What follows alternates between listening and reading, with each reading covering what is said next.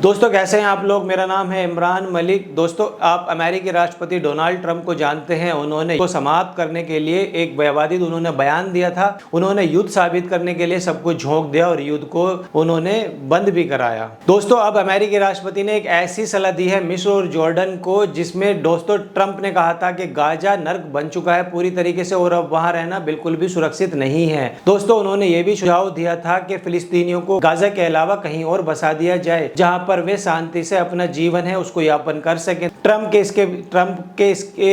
के इस बयान को लेकर मिस्र और जॉर्डन ने काफी विरोध किया है। काफी मुस्लिम कंट्रियों ने इसका विरोध किया है। उनका कहना था कि ट्रंप जबरदस्ती दूसरी जगहों पर इनको बसाना चाहते हैं। दोस्तों अमेरिकी राष्ट्रपति डोनाल्ड ट्रंप द्वारा जो मिस्र और जॉर्डन के अंदर शिफ्ट करने का जो सुझाव था उसका सारी मुस्लिम कंट्रियों ने विरोध किया है। फ्रांस के विदेश मंत्रालय ने भी कहा है कि गजा के जो लोग हैं किसी भी तरीके से जबरन विस्थापन ये बिल्कुल भी स्वीकार नहीं किया जाएगा। ये प्रतिक्रिया ऐसे समय में आई है जब हाल ही में इजराइल और हमास के बीच दोस्तों संघर्ष विराम है उसकी पूरी तरीके से घोषणा कर दी गई थी। दरअसल जूस मैनुअल अरबाज ने कहा है, फ्रांस के विदेश मंत्री ने, उन्होंने एक्स पर कहा है कि गाजा के लोग गाजा के अंदर ही रहने चाहिए। उन्होंने कहा है कि गाजा फिलिस्तीन राज्य का हिस्सा है और इसका जो शासन है वो एक ही सरकार द्वारा भी किया जाना चाहिए। दोस्तों उन्होंने कहा है कि गाजा वेस्ट बैंक को जल्द से जल्द एक राष्ट्रीय सरकार के थ्रू उसको नियंत्रण कर लेना चाहिए और वहां पर पूरी तरीके से हमास का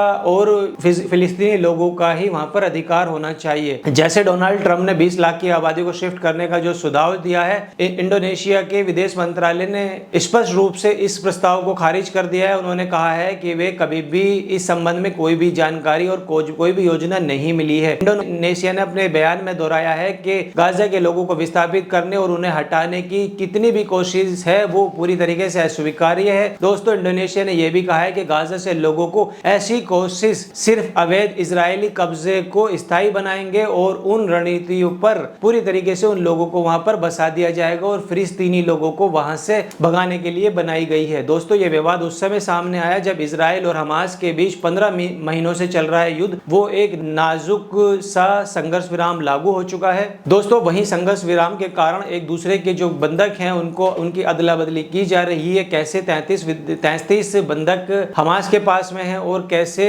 इजराइल के पास में हैं लगभग 10,000 फिलिस्तीनी लोग। तो इस चरण के अंदर कैसे किस तरीके से उन लोगों को अदला बदली 3 चरण में दोस्तों की जा रही है। अब डोनाल्ड ट्रंप ने पहले जो वादा किया था वो ये किया था कि हम युद्ध पूरी तरीके से समाप्त करा देंगे और उसको और गाजा के अंदर पूरी तरीके से रीबिल्ड का कार्यक्रम किया जाएगा। मतलब 6 हफ्ते का जो युद्ध विराम होगा उसके बाद रीबिल्ड का कार्यक्रम किया जाएगा। उसके बाद राष्ट्रपति बनते ही उनके दोस्तों सुर बदल गए हैं। सुर बदलते हुए उन्होंने कहा जॉर्डन और मिस्र के अंदर इन लोगों को बसा देना चाहिए।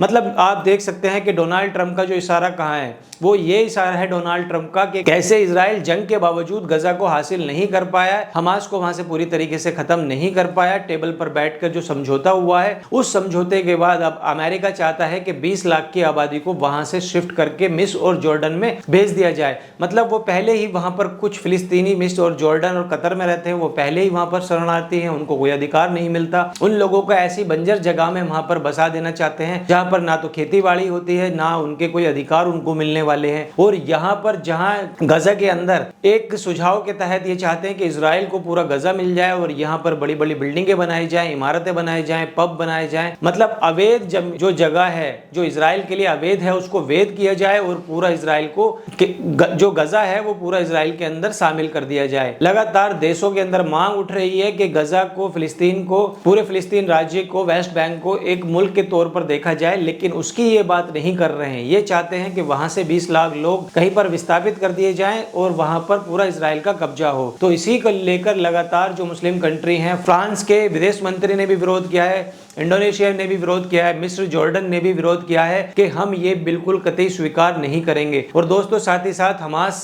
के प्रवक्ता का भी कहना है, हमास और फिलिस्तीन के लोगों का भी कहना है कि ये हमारी मातृभूमि है, ये हमारे दादा परदादाओं की जमीन है, हम यहाँ से कहीं भी नहीं जाने वाले, हम इसी जमीन पर पैदा हुए हैं, इसी जमीन पर मर जाएंगे। अगर आप रीबिल्ड नहीं करना चाहते तो आप ना करें, हम खुद रीबिल्ड करेंगे, हम इन्हीं खंडरों में रहने को मजबूर रहेंगे और यहीं पर हम जी कर दिखाएंगे। दोस्तों इस पर आपकी क्या राय है? क्या अमेरिका पूरी तरीके से इजराइल के साथ ही मिला हुआ है? क्या अमेरिका भी चाहता है कि 20 लाख लोगों को विस्थापित कर दिया जाए और जो ज़मीन है वो इसराइल के हाथ में बिना जंग लड़े मिल जाए।